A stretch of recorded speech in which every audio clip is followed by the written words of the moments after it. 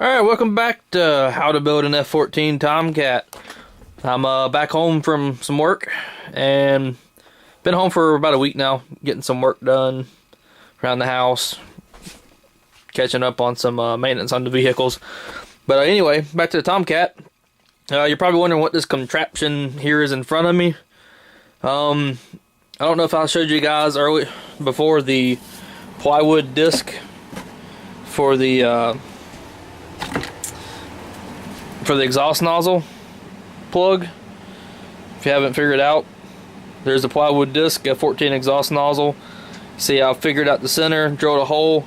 There's a 1/4 20 blind nut in there, and then this green stuff is just it's just foam, floral foam, like you would get at like Michael's or Joann's Fabrics, or pretty much any craft store or any floral shop. You can they normally just stick flowers in there for like artificial flowers or whatever. But I bought a fairly large chunk of it. I had that plus some extra, and then all of this stuff. It's about 24 bucks for the block. I think it was like 30 inches long, 12 inches wide, and 4 inches thick or something like that. But I just took the plywood disc that I used, some of, I believe it's Elmer's Gorilla Glue, just regular old Gorilla Glue, and this is like the foaming up polyurethane stuff. I just smeared some on the plywood disc, slapped the disc upside down onto the foam, weighed it down with that gallon of PVA, let it sit for like an hour or two, and then I took the whole thing and cut it off on the bandsaw, rough cut it. Then I took a 1/4 20 bolt and a lock nut, which here's the remainder of it. I screwed that into that blind nut, locked it with the lock nut, cut the head off, stuck it in the drill press, got some sanding bars, and just sanded it to shape with the drill press running, so you get a nice concentric and even shape all the way around. If you've got a lathe, you can do it in that too. Drill press works just as well for those who don't have all the cool little nifty tools. You can even use a hand drill if you've got somebody, or a vise to put the drill in, and somebody to control the speed. This is one of the few things that the single speed corded drills really work somewhat well for. If you can put it in a vise, have somebody pull the trigger, and then shape it. If you're good, you can do it by yourself. So I got it shaped, and I tested it, made sure it fit here on the back side of the fuselage. And once all that was done, I got the US Composites resin, just slathered a whole bunch of it on there, because this foam is just gonna soak it up. 6-ounce cloth, and it's still actually fairly tacky, so I'm waiting for it to dry. And what I meant by the foam just soaks it up, you can see here how it's kind of gotten a little starved, because the foam has soaked up a lot of it, so there's a few air bubbles in there. I don't foresee that being a problem, because this whole thing's going to get sanded down. I'll probably do a second coat of resin, which I typically don't do, but I'll probably do that, and then it's going to get covered with the litho plate for the individual turkey feathers. So that's the exhaust plug. I've still got to adjust the back side of that fuselage to where it'll fit it. It's about halfway there. I've got a little bit more sanding to do. Then I have to re-glass it, do some body fill prime, and it'll be ready to go. So the exhaust plug is well underway. That's one of the last few plugs I have left to do. The other ones are the leading edge slats, which again, I can't do that till I have the first wing done. The spoilers, which will probably end up being just a piece of G10 cut out the shape, and the wing carry through spar for the fuselage. But the wings, I pulled those back out. I put the last remaining access panels on the top side of it. From all the documentation I've seen, there's only one little bitty panel out here, It's like 1/10 of an inch towards the tip. I think it's like a fuel drain. It's about the only thing I could make heads or tails of what it would be there for. So I'm not even going to bother putting that on there just because it's so dang small. And the rest of the stuff I've been doing is finishing up the vertical fins. I've got the light frames, the frame for the lights there, the NVG lights there, the last little access panel, there's one of those on each side. I've got the little brass stiffeners here on the sides of the vertical fins. You can see this one stops right here at the fairing. This one actually goes over the fairing. That's accurate. Same thing over here on the other side.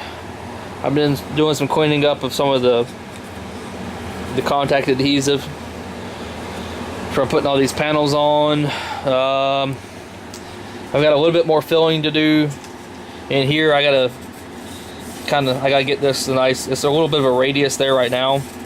I'm gonna get that nice and 90 degrees with the Dremel cutoff wheel and do a little bit more body filler. Get these edges nice and 90 degrees so there's no undercut. And then this will be done. The other side is ready.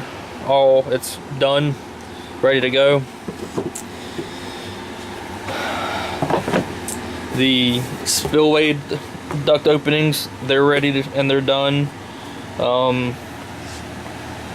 Everything here on the fuselage is done. Should come up, you notice, hey, look, canopy plug. And the canopy plug's actually all detailed. So it's ready to go. I got to trim these bottom portions off in the back side here so it'll fit the exact same bottom mold that I made earlier for the canopy plug, which is over here. It's ready to be trimmed to shape and its internal structure put in. And just so you guys see how strong, I mean, there's no structure to this thing whatsoever. It's just, oh, I don't know, about 3/16 inch fiberglass.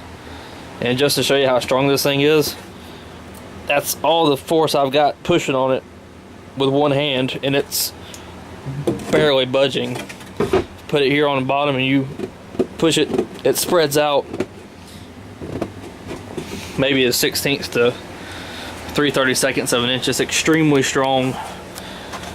So the original, the actual usable part won't be near as thick, but it'll actually be fairly thin. I'm probably only going to do maybe 2 layers of 2-ounce cloth, or a layer of 2-ounce cloth, a little bit of carbon where the hoops are, which that'll be some really lightweight stuff, probably like an ounce and a half or so. And then I'll do another little bit of probably some 2 layers of 6-ounce cloth here along the bottom side to build up the thickness. And I'm going to keep it as thin as possible around those hoop areas. That way that it doesn't stick off the canopy very much. So all that's done. Canopy mold is done with the framing. It is ready to go back in that bottom portion of its mold. And I can make the actual canopy plug, or the canopy mold itself, that's actually used for the fiberglass frame parts. And here you see the windscreen is done. I just finished this today. This is the last thing I did as far as any of the detail work, because I had no clue how I was going to do it, and it wasn't as hard as I originally expected it to be. There's probably, I think there's like half a dozen parts in here. The piece here is separate. This is separate. The top portion here in the center is separate. Then you got the other two like these on the other side. Part here is molded separately, and that's all one piece. And then you see we have a split line here. Then there's another one right there. And there's one right back here. This whole piece from here all the way back over and all the way down, that's all one piece. And it's got all the screw detail already put into it. And then I had to do the exact same thing here on the other side. It just this windscreen probably took as long to do as the whole side of this fuselage. It's taken probably right at 2 days to do this windscreen. But it turned out extremely well. I'm very happy with it, and I couldn't have asked for better. So here you see I get the nose cone on, just admiring the shape of the airplane. So you guys are probably wondering, now that I've got all these plugs basically done except for that one, when am I going to start molding finish the molds for this thing? Well, I ordered 11 gallons of epoxy yesterday. That included 2 gallons of some tooling dough from AdTech, which I'm going to use that to build up the thickness of the flanges and do some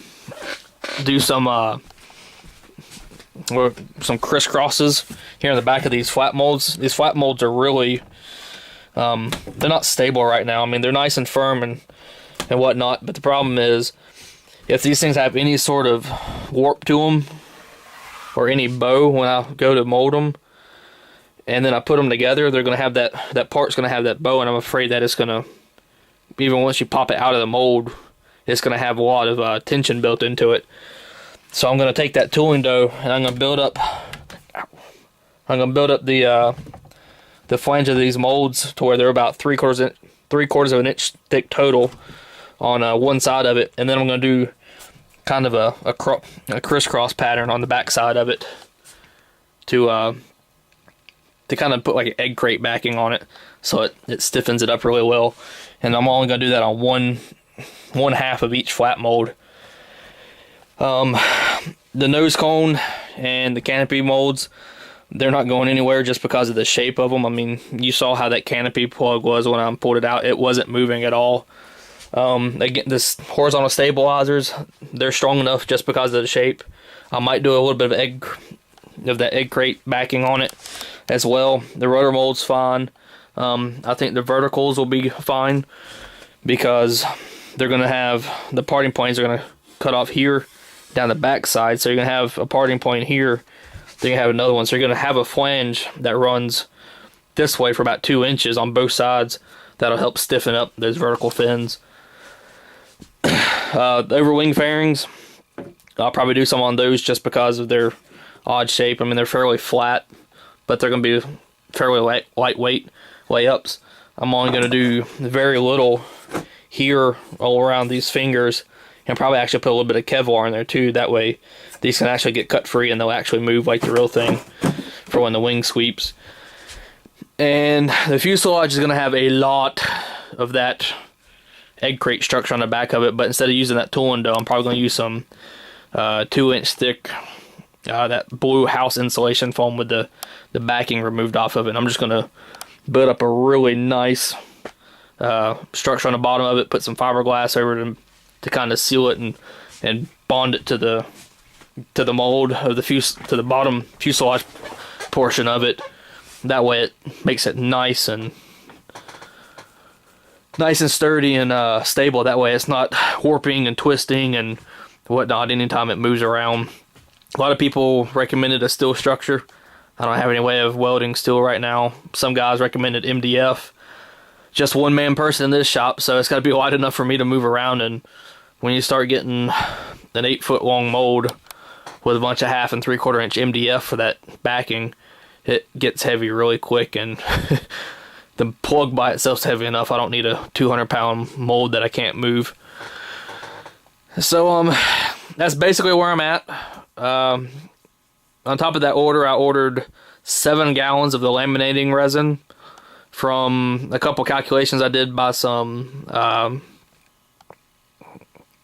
formulas I got off of RC groups by the good people there in the composite forum. 7 gallons is going to be just enough to do this fuselage mold. So I've still got a gallon left, which I think should work out well for the rest of what I got. If after cracking that 7 gallons, I was originally planning on doing 20 layers of 28 ounce cloth per half on the fuselage mold, so I might knock that down to half since I'm going to do that backing structure now. So the 7 gallons should be plenty. And I also ordered another 2 gallons of the surfacing resin, which should be enough since I haven't even used the first gallon yet on 6 or 7 molds. And again, the 2 gallons of that tooling dough. But that's where I'm at. When I get ready to start doing the turkey feather panels for that exhaust nozzle, I will pop up the video camera, bring out the laptop, and show you guys how I come up with the size of all those things and how to lay them out. And I'll even show you guys some of the I got the laptop out here. I'll pop up SolidWorks and get the cockpit stuff, and I'll give you guys a sneak peek of those items, which the cockpit drawings are about 90% done. I just need to go through and double check a few measurements with it to the plug, and I might be ordering a cockpit here in the next couple of weeks. But that's where I'm at. Late Saturday night. I'm getting ready to go to bed. So we will see you guys possibly tomorrow afternoon with getting that exhaust nozzle plug detailed and ready to go. So until then, you guys and gals have a good night, and we'll see you in the shop.